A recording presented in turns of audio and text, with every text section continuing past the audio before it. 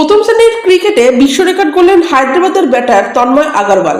রঞ্জি ট্রফির ম্যাচে অরুণাচল প্রদেশকে নিয়ে ছেলে খেলা করলেন তিনি। 160 বলে 323 রানে অপরাজিত থেকে যান তিনি। একগুচ্ছ রেকর্ড করেন তিনি। 147 বলে দ্রুততম ত্রিশত রান করেন তন্ময়। তার আগে মার্কো মারাইসের এই রেকর্ড ছিল। 2017 সালে তিনি বর্ডারের হয়ে ইস্টার্ন প্রভিন্সের বিরুদ্ধে 191 বলে ত্রিশত রান করেছিলেন। উল্লেখ্য, এর আগে কোনো ব্যাটারি 150 বল বা তার কমে ট্রিপল সেঞ্চুরি হাঁকাতে পারেননি। তন্ময় সেই নজির গড়লেন। প্রথম শ্রেণীর ক্রিকেট প্রথম অনুষ্ঠিত হয় 1772 সালে। 252 বছরের ইতিহাসে এই রেকর্ড প্রথমবার। ভারতের প্রাক্তন ওপেনার বীরেন্দ্র সেহবাগের রেকর্ডও ভাঙেন তন্ময়। 2009 সালে শ্রীলঙ্কার বিরুদ্ধে একদিনে 284 রান করেছিলেন বীরু। সেই নজির গড়ে আজ সবার ওপরে তন্ময়। একদিনে তন্ময় 323 রান করেছেন। তন্ময় ইনিংস সাজানো ছিল 21টি ছক্কা এবং 33টি বাউন্ডারি। তার দুরন্ত ব্যাটিংয়ে হায়দ্রাবাদের এক উইকেটে 529 রান তোলে।